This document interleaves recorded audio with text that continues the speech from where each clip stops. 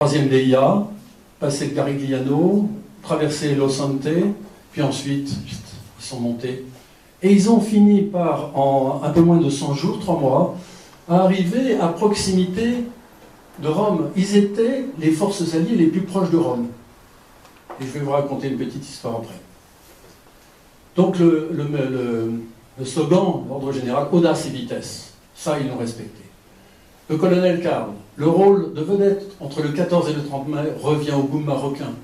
Ils sont les mieux taillés pour la progression rapide et par surprise. Les goumiers progressent rapidement avec leurs mulets. Les tirailleurs et artilleurs qui les suivent, à peine arrivés sur une crête, après quelques heures de marche, apprennent que les goums tiennent des positions environnantes. Ils sont déjà partis ailleurs. Cette masse, largement articulée en plusieurs groupements, où les goumiers ouvrent la marche et inondent le massif, était suivie et soutenue par des bataillons réguliers, j'évoquais les tirailleurs marocains, entre autres, il n'y a pas que. Voilà. Ici ou là, le flot pouvait être stoppé pour un moment, mais il y avait ailleurs des embranchements où le mouvement reprenait, des embranchements se rejoignaient, l'obstacle survenu était surpassé. Toujours, Sidul Goudam, c'est-à-dire en avant. En avant. Voilà encore quelques photos. Je m'excuse pour madame parce que je masque le paysage.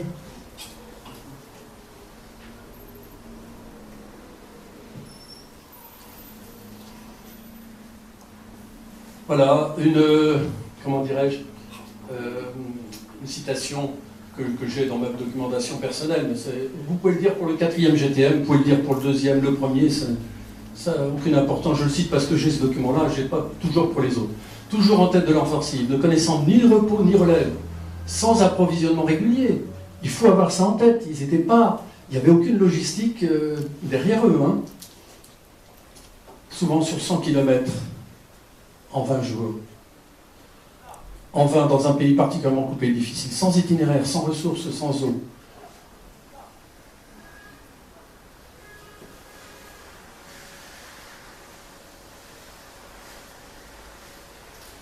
Et grâce à cette rapidité, ils ont désorganisé la stratégie de repli des Allemands. Et voilà, ils ont pris quand même 130 prisonniers. Et c'était des forces allemandes mieux équipées que ces gars-là.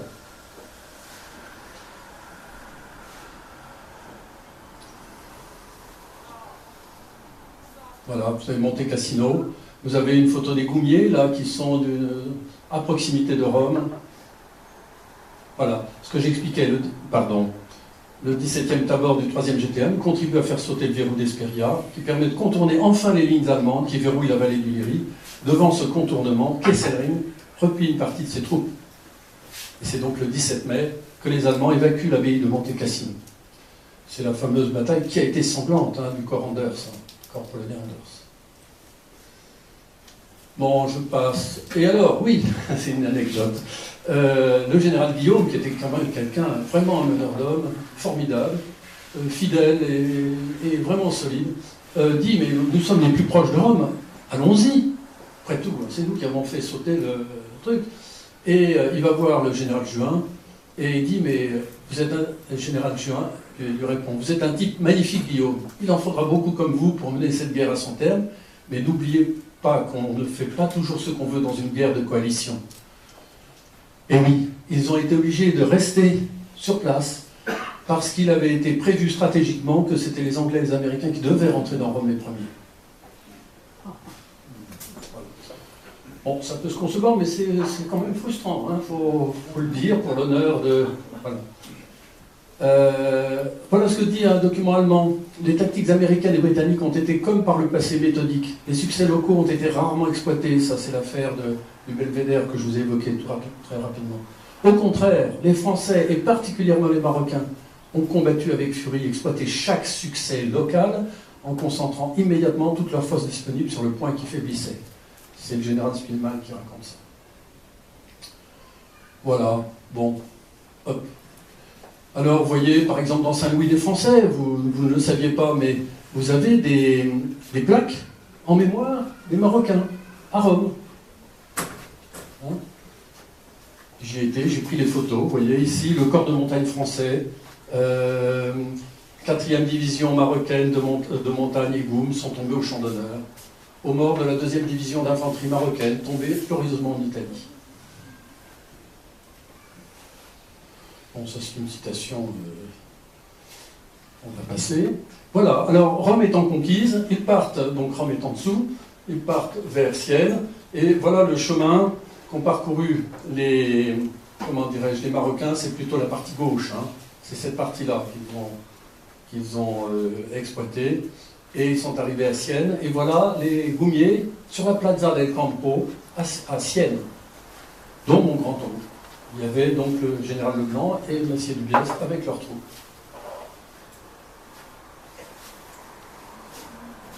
Je passe rapidement, on n'est pas là pour faire l'exposé détaillé. Hein.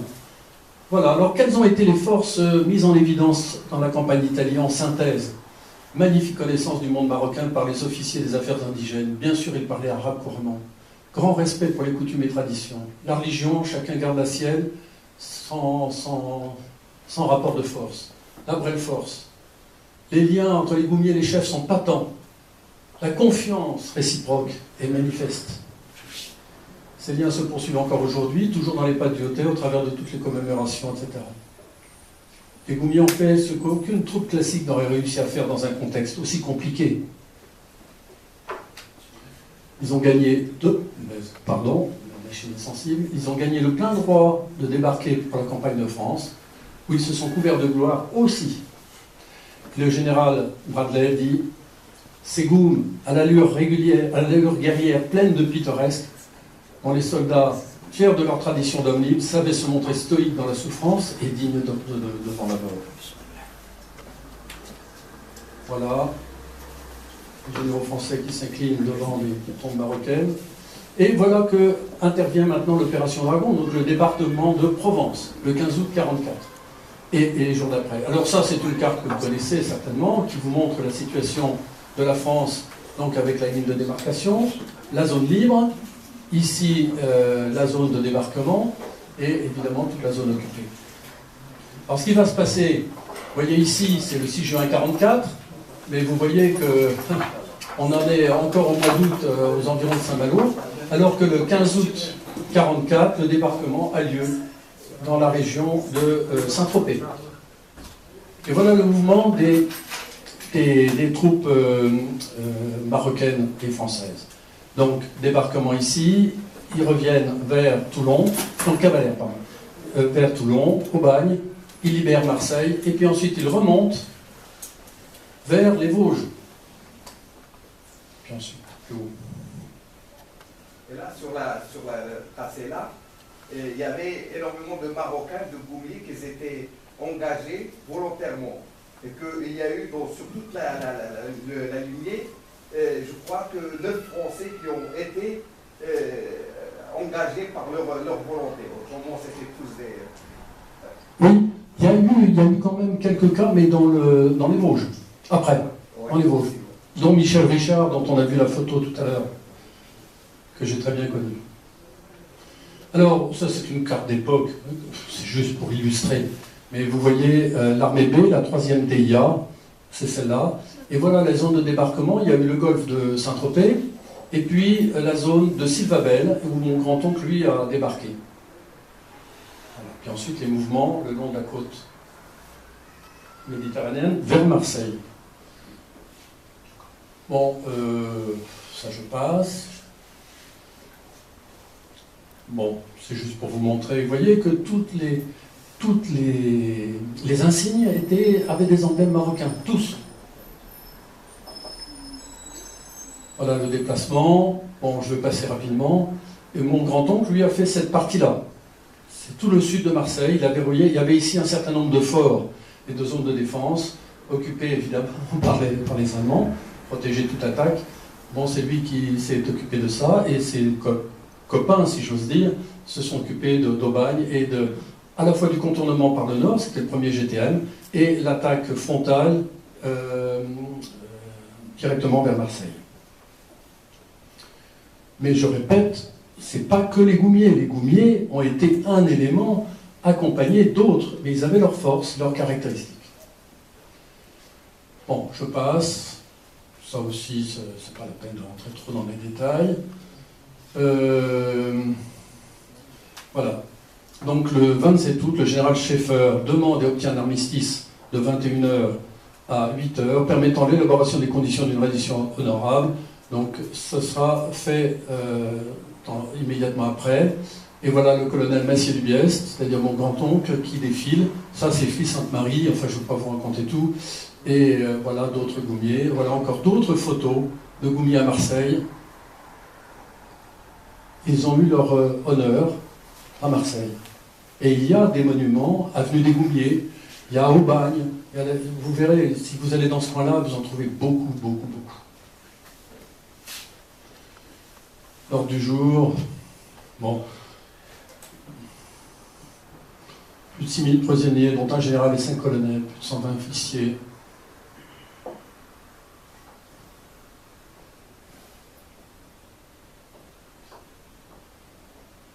On peut avoir un silence respectueux en lisant tout ça.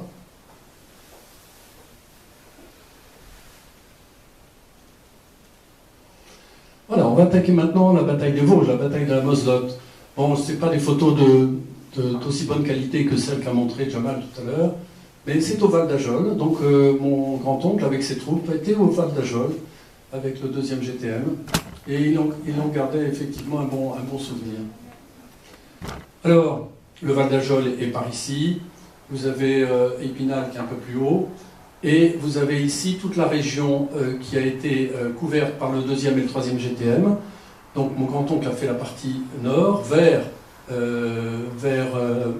Planois et la Croix des Moinats. Et vous avez le Haut du Fin dont on a parlé tout à l'heure ici, au-dessus de Cornimont, qui a été une bataille un peu difficile.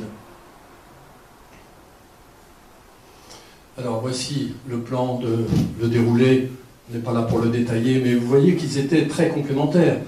Vous aviez le 5 octobre ici, le 7 octobre ici pour le 2e GTM, le 3e GTM était ici. Enfin voilà le mode de déplacement.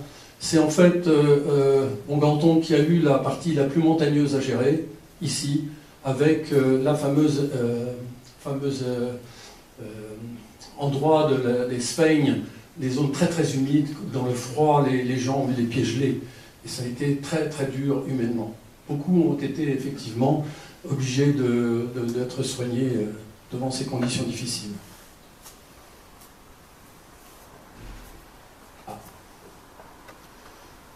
Voilà. Alors ça, ce sont des photos aussi personnelles. C'est à Ventron, c'est-à-dire un peu à l'est, je pense que madame connaît. Voilà, donc vous voyez mon grand-oncle est là, vous voyez en djellaba, avec le casque, avec monsieur Puot. Voilà des goumiers, voilà aussi mon grand-oncle ici, le voilà encore ici avec les autorités, et tous les goumiers devant. Les citations alors de l'armée, pour le 3e GTM. Pour le 2e GTM aussi, avec Boyer de la Tour, son copain.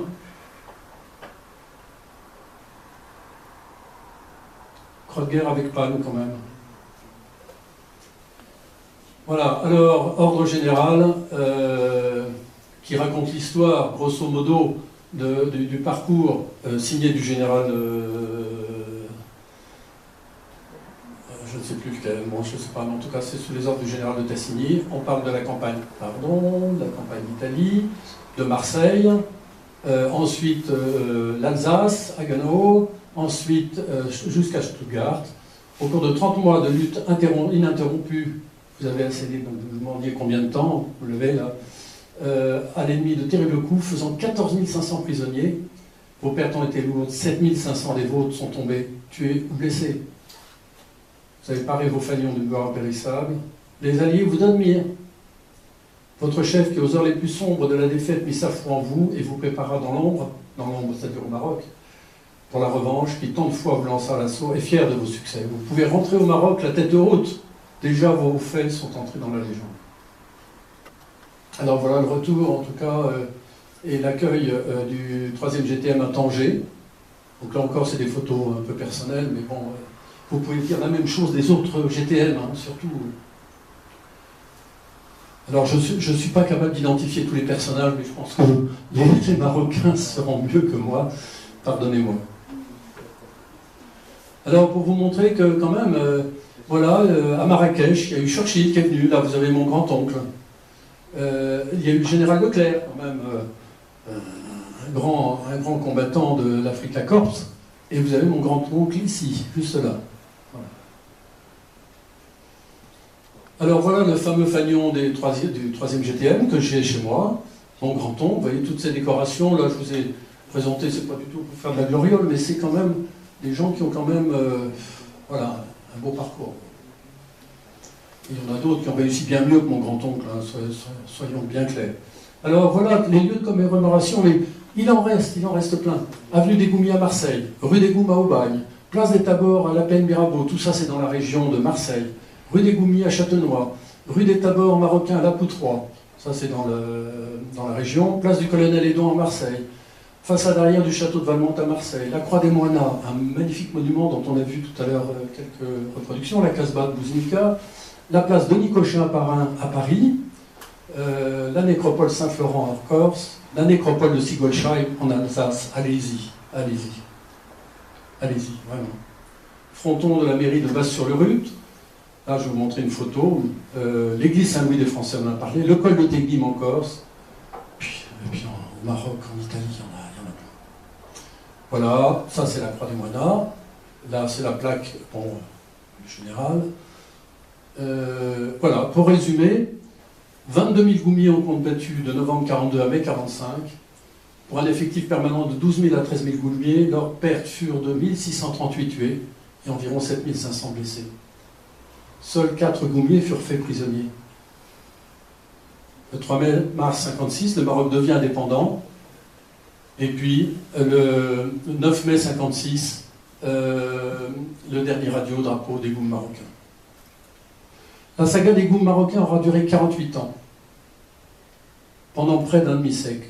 L'uniforme des Goumiers, à mi-chemin entre le vêtement traditionnel berbère et la tenue de combat moderne, aura été vu, craint et toujours admiré sur les champs de bataille de la première moitié du XXe siècle.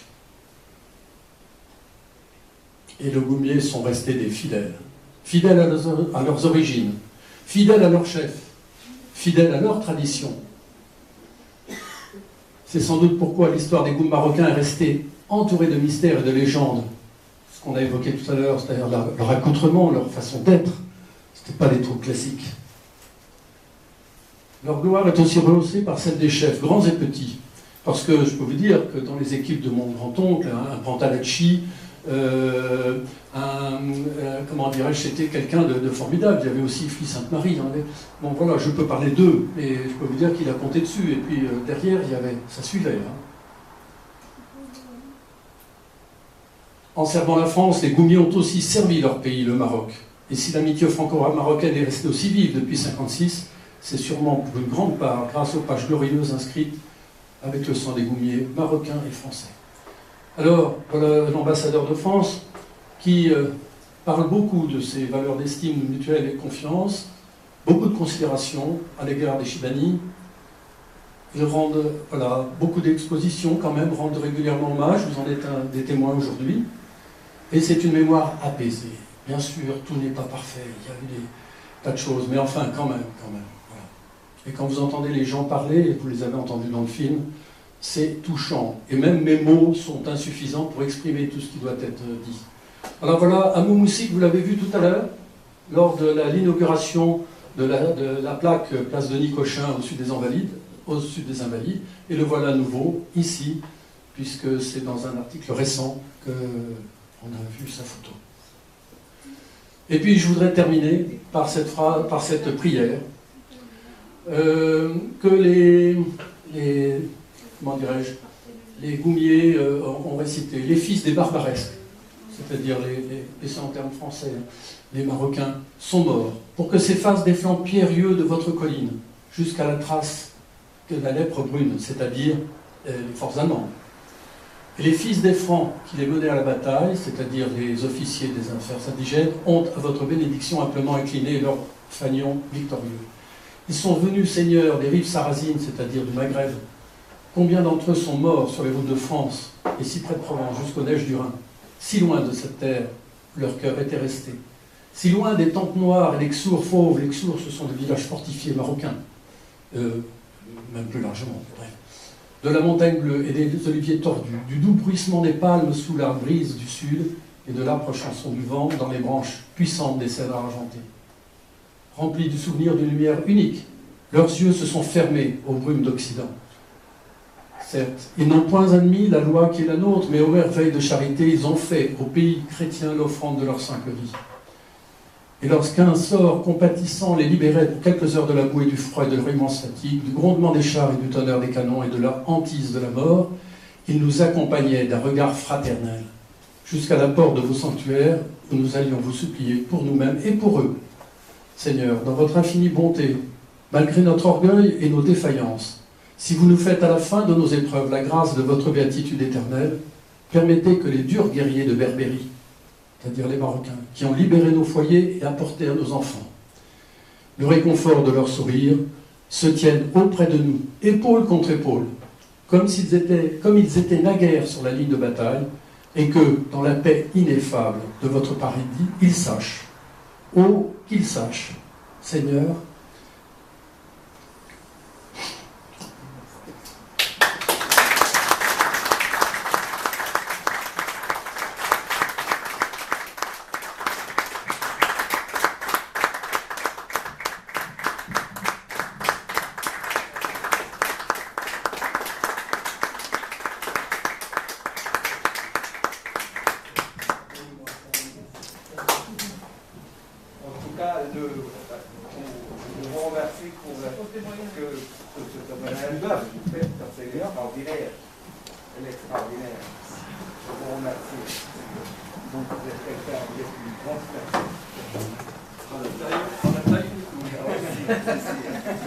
À vous, s'il y a des questions ou des commentaires, à vous.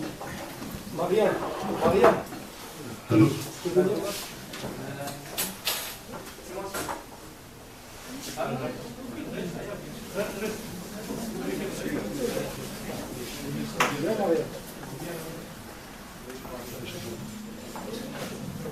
Donc ceux qui veulent prendre la parole pour des questions, n'hésitez pas. Donc on a aussi Marianne, donc, qui nous a ouvert aussi sa porte. Donc ses archives aussi.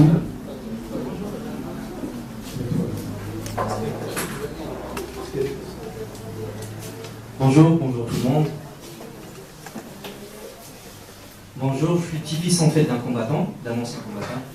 Et j'ai connu la guerre à travers les récits de mon grand-père. J'ai connu pas mal en fait j'ai entendu durant mon enfance pas mal d'histoires, pas mal de choses, pas mal de récits qui m'ont touché.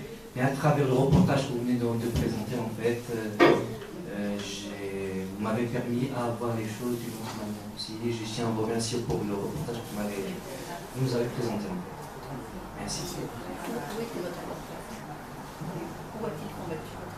En Alsace, il a été en Alsace, et il a combattu contre les Allemands aussi, il est rentré jusqu'à Stuttgart en fait. Voilà, c'est pour ça. Bravo d'être merci à vous. Merci à vous.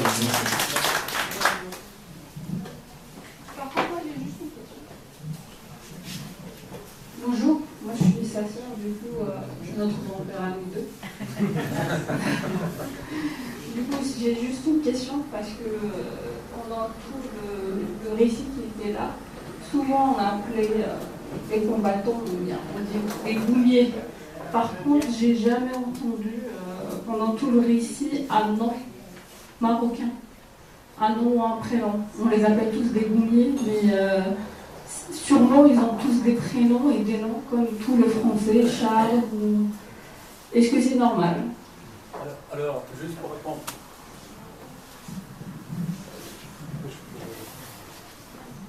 Bien sûr, oui. Là, je n'ai pas, tout cité, parce que j'ai essayé de tenir, j'avais une instruction de la part de, et j'ai été obéissant de la part de Jamal, de tenir en une heure ce que j'ai fait. Donc, pardon si j'étais trop rapide. Enfin, vous avez vu quand même des noms, des prénoms de Marocains.